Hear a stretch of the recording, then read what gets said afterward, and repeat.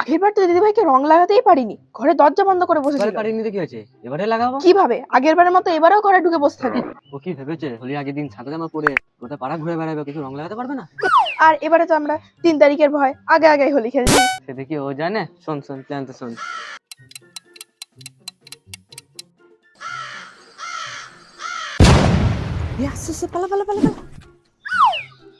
কি ব্যাপার দীপ, তোরা আজকে এরকম আবির ভাবির কেন মেখে আছিস? আজকে তো হোলি নয়।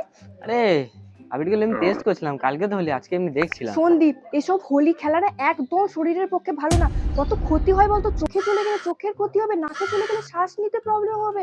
আর আমার স্কিন না খুব সেনসিটিভ, জানিস তো। আমি একদম এসব হোলি ফোলি খেলা পছন্দই করি না। মানে তুই বল, যদি স্কিনে লাগে কত পিম্পল হয়ে যাবে না।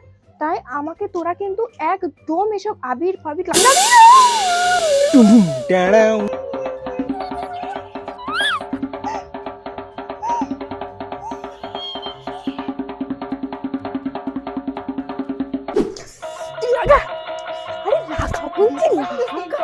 চুপ কর, স্কিন প্রবলেম একটু নিকুচি করেছে। তুই লাগা লাগা লাগা।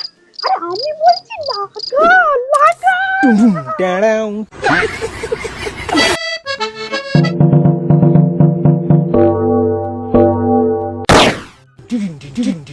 क्या से क्या हो